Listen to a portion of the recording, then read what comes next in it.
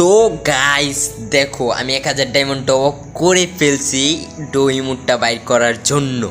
তো বেশি কথা না বাড়িয়ে চলে যাই ডো ইমোটটা নেওয়ার জন্য।